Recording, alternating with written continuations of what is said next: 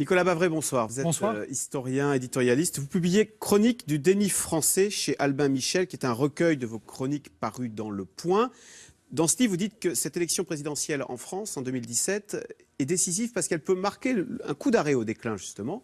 Alors, est-ce qu'elle vous semble bien emmanchée, bien partie, cette élection? Je dis ça avec un peu d'ironie, évidemment, cette élection présidentielle. Alors, elle est décisive de deux façons. Elle est décisive pour la France, parce qu'effectivement, après 35 ans, peut-être même 40 ans de déclin, c'est une des dernières chances de construire le redressement de manière pacifique et démocratique.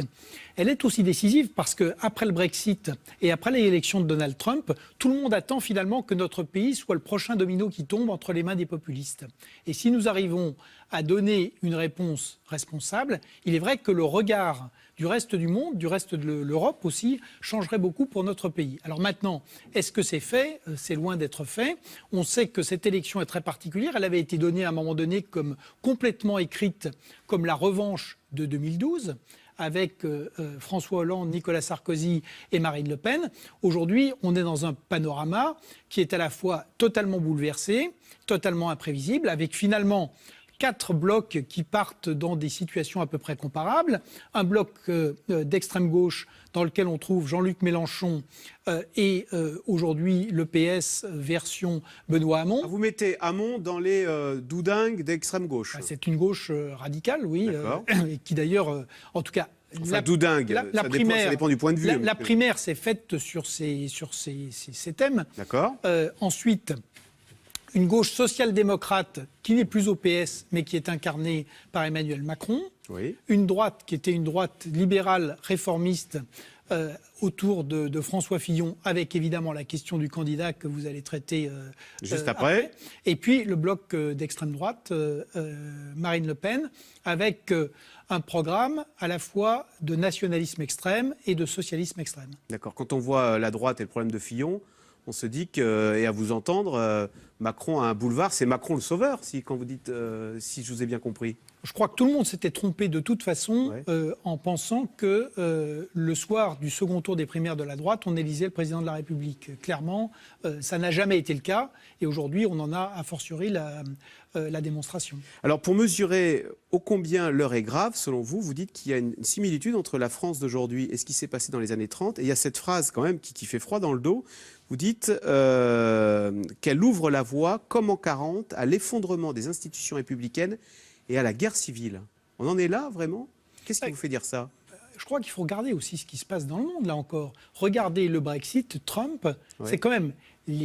D'un côté, le Royaume-Uni... Le Royaume-Uni, le monde ne s'est pas écroulé au Royaume-Uni. Le monde ne s'est pas écroulé, mais quand on regarde aujourd'hui l'impasse dans laquelle se trouve ce pays, à moyen terme, les doutes sur sa politique économique, les risques de délocalisation et surtout la violence. Je rappelle qu'on a quand même assassiné Joe Cox.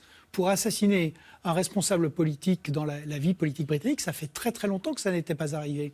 Côté Donald Trump, on a aussi la démonstration que les populistes font ce qu'ils ont annoncé.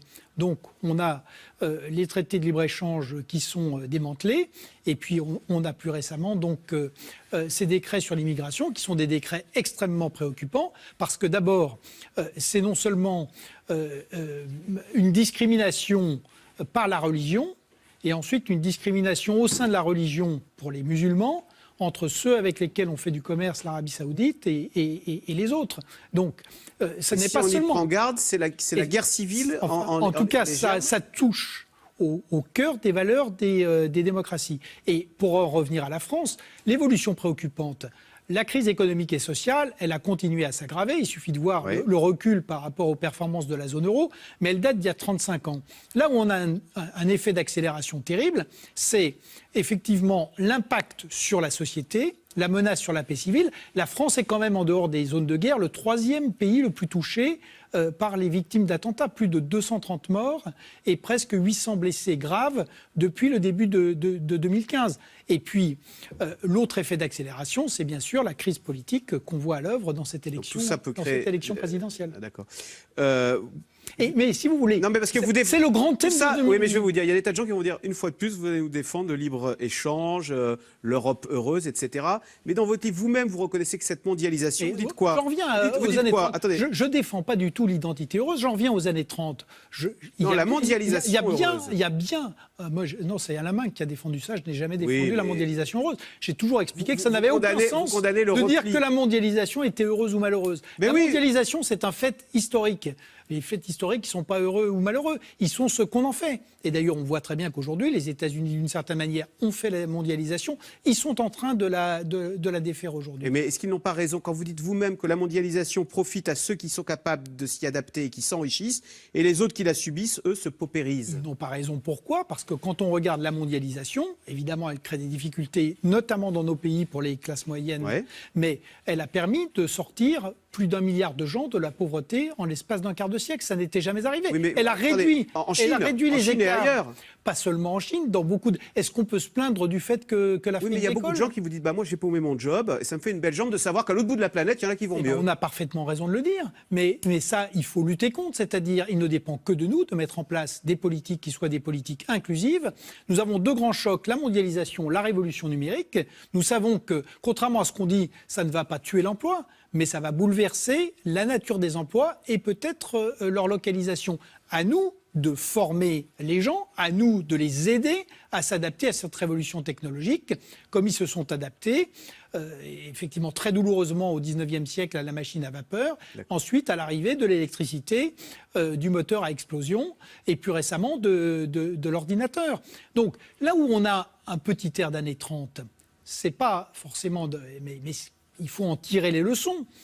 L'ère d'années 30, c'est quoi? Une structure déflationniste, une crise des classes moyennes dans les pays développés, on vient d'en parler, la remontée très forte des risques stratégiques, le djihadisme, les démocratures et une révolution technologique avec notamment le cyber, le numérique qui présente aussi des risques. Et en face, c'est ça notre problème, des démocraties qui se défont à l'intérieur sous la pression des démagogues et qui se désunissent, voir le Brexit ou voir la vision de Trump sur à la fois les traités de libre-échange et puis les alliances qui permettaient de stabiliser le monde. Mais il ne dépend que de nous de tirer les conclusions des années 30, c'est-à-dire premièrement de lutter effectivement sérieusement contre la déflation, d'inclure notamment les jeunes et de les aider à s'insérer sur le marché du travail et dans la société, conforter plutôt que les déliter les cadres et les règles.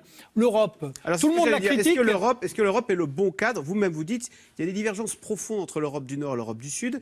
Est-ce que cet ensemble qui mêle les Grecs à l'industrie allemande, qui mêle le Portugal à la Finlande, est-ce que c'est tous ces gens-là ayant la même monnaie, est-ce que c'est un cadre pertinent pour la prospérité de ces centaines de millions d'habitants? Alors, il y a le passé et puis il y a l'intérêt pour l'avenir. Le passé, on ne peut pas nier qu'il y a eu beaucoup d'erreurs qui ont été faites. On a créé une monnaie unique sans aucun des principes qui permettaient de la rendre soutenable. Il n'y avait pas de vraie banque centrale, il n'y avait pas de gouvernement économique, il n'y avait pas de solidarité financière, il n'y avait pas de vrai contrôle budgétaire. Bon, tout ça aboutit à la crise qu'on connaît. Mais les choses ont progressé. Même chose pour Schengen.